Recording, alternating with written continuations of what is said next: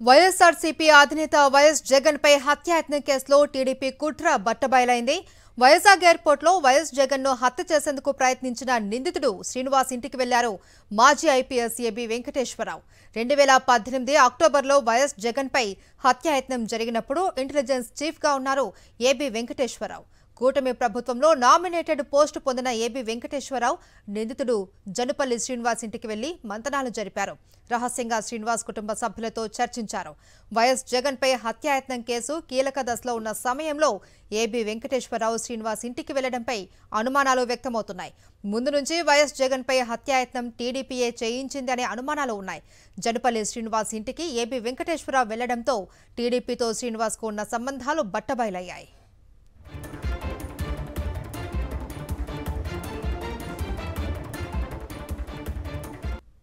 వైఎస్ఆర్సీపీ అధినేత వైఎస్ జగన్ పై హత్యాయత్నం కేసులో టీడీపీ కుట్ర బట్టబయలైంది. వైజాగ్ ఎయిర్పోర్ట్లో వైఎస్ జగన్ ను హత్య చేసేందుకు ప్రయత్నించిన నిందితుడు శ్రీనివాస్ ఇంటికి వెళ్లారు మాజీ ఐపీఎస్ ఏబీ వెంకటేశ్వరరావు. దీనికి సంబంధించి పూర్తి డీటెయిల్స్ మా ప్రతినిధి హరీష్ అందిస్తారు. హరీష్, మనం చూడొచ్చు నిందితుడు శ్రీనివాస్ ఇంటికి ఒక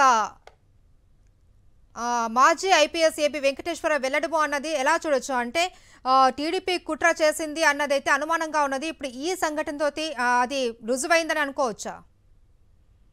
మహేశ్వరి, 2018 అక్టోబర్ లో విశాఖపట్నం ఎయిర్పోర్ట్ లో అప్పటి ప్రతిపక్ష నేత మాజీ సీఎం వైఎస్ జగన్మోహన్ రెడ్డి మీద హత్యాయత్నం జరిగింది. దీనికి పాల్పడిన శ్రీనివాస్ అనే వ్యక్తి డాక్టర్ బిఆర్ అంబేద్కర్ కోనసీమ జిల్లా ముమ్మడివరం థానే లంకకి చెందిన శ్రీనివాస్ అతని పేరు. అతను అక్కడ ఎయిర్పోర్ట్ లోపల ఉండే రెస్టారెంట్ లో పనిచేసే వ్యక్తిగా గుర్తించారు. ఇది జరిగి 6 సంవత్సరాలు గడిచింది. తర్వాత అతని మీద కేసు నమోదు చేయడం కూడా జరిగింది. ఇదంతా జరిగిన తర్వాత సడన్ గా తెలుగుదేశం పార్టీకి అత్యంత సన్నిహితుడు మాజీ ఐపీఎస్ అధికారి ఏబీ వెంకటేశ్వరరావు సడన్ గా ఇవాళ కోడికత్తి శ్రీని ఇంటికి థానేలోకి వెళ్ళడం జరిగింది. వెళ్లి కోడికత్తి శ్రీని కుటుంబ సభ్యులను పరామర్శించి అతనితో చాలాసేపు మాట్లాడటం కూడా జరిగింది. ఈ ఒక్క వ్యవహారంతో ఈ మొత్తం వ్యవహారానికి ఘటనకు సంబంధించి తెలుగుదేశం పార్టీ ఈ సంఘటన వెనక ఉంది అని చెప్పడానికి దీని ప్రధాన ఉదాహరణ కింద చెప్పొచ్చు. ఎందుకంటే ఈ ఘటన జరగటం, దాని తర్వాత ఒక లాయర్ వచ్చి కొడుకొచ్చిన కేసు పూర్తి స్థాయిలో వాదించడం, ఇప్పటికీ అదే వ్యవహారం కొనసాగుతుంది. దీనికి సంబంధించి ఏబీ వెంకటేశ్వరరావు అప్పట్లో తెలుగుదేశం పార్టీ కానీ మిగతా వాళ్ళగా అసలు తమ కీలకమైన సంబంధం లేదని అనేక సార్లు ప్రకటించడం జరిగింది. అయితే ఇప్పుడు జరిగిన సంఘటనతో దీని ఖచ్చితంగా తెలుగుదేశం పార్టీ దీని వెనకాల ఉంది అనే విషయాన్ని స్పష్టంగా చెప్పొచ్చు. ఎందుకంటే ఆయన తెలుగుదేశం పార్టీకి అత్యంత సన్నిహితుడు.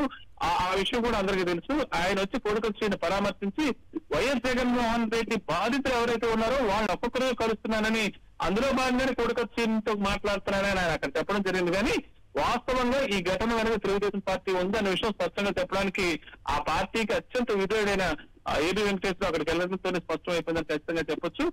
ఈ ఘటన దీని వెనక మొత్తం వ్యవహారం అంతా టీడీపీ నడిపించిందనడానికి కూడా ఏమాత్రం సందేహం లేదు. ఎందుకంటే ఇన్ని సంవత్సరాల తర్వాత కూడా ఒక కేసులో ఈ సంఘటనకు సంబంధించి ఒక కేసు బదులు కొడుకు మరో కేసు నమోదు చేశారు. దానికి సంబంధం లేదు కూడా ఆయన అక్కడ చెప్పడం జరిగింది. ఏది ఏమైనా సరే ఈ ఘటనకు సంబంధించి తెలుగుదేశం పార్టీ వెనకాల ఉండి మొత్తం డ్రామాలు నడిపించడానికి ఖచ్చితంగా ఆధారంగా దీన్ని అయితే ప్రధానంగా చెప్పే అవకాశం ఉంది. Right, thank you Harish. Right, ఇదే అంశానికి సంబంధించి మరింత సమాచారం మా ప్రతినిధి సతీష్ అందిస్తారు. సతీష్, ఏబీ వెంకటేశ్వరరావు నిందితుడు శ్రీనివాస్ ఇంటికి వెళ్లి మంతనాలు జరపడం, అది కూడా రహస్యంగా కుటుంబ సభ్యులతో చర్చించడం, అంటే దీన్ని ఎలా చూడాలంటారు? మహేశ్వరి, ఇన్ని రోజుల నుండి వైఎస్ఆర్ కాంగ్రెస్ పార్టీకి సంబంధించినటువంటి నాయకులు, శ్రేణులకు కానీ సామాన్య ప్రజల్లో కానీ ఉన్నటువంటి అనుమానాలు ఈ రోజు మరింత బలపడ్డాయని చెప్పొచ్చు. విశాఖ ఎయిర్పోర్ట్ లో జరిగినటువంటి సంఘటన ఏదైతుందో 2018లో మాజీ ముఖ్యమంత్రి వైఎస్ఆర్ కాంగ్రెస్ పార్టీ అధ్యక్షుడు వైఎస్ జగన్మోహన్ రెడ్డి పైన జరిగినటువంటి హత్యాయత్నం కేసులో నిందితుడిగా ఉన్నటువంటి జనుపల్లి శ్రీనివాస్ ని ఆ రోజు ఆ సంఘటన జరిగినటువంటి సందర్భంలో ఆంధ్రప్రదేశ్ రాష్ట్రంలో చంద్రబాబు ప్రభుత్వం ఉంది. ఆ ప్రభుత్వంలో ఇంటెలిజెన్స్ చీఫ్ గా ఉన్నటువంటి ఏబీ వెంకటేశ్వరరావు ఈ రోజు కలవడం, రహస్యంగా మంతనాలు జరపడం, అది కూడా ఆ కేసుకు సంబంధించి ప్రస్తుతం ఒక కీలకమైనటువంటి దశలో ఉంది. గతంలోనే ఎన్ఐఏ దీని వెనక ఇది హత్యాయత్నం జరిగింది, తీవ్రమైనటువంటి నేరంగా నిర్ధారించినటువంటి పరిస్థితి ఉంది. అదేవిధంగా తెలుగుదేశం పార్టీకి సంబంధించినటువంటి మూలాలు ఈ కేసులో ఉన్నాయన్నటువంటి అనుమానాలు ఏవైతే ఈ రోజు అవి బలపడుతున్నటువంటి పరిస్థితి. ఎందుకంటే ఏబి వెంకటేశ్వరరావు తెలుగుదేశం పార్టీకి ఎంత సన్నిహితుడో,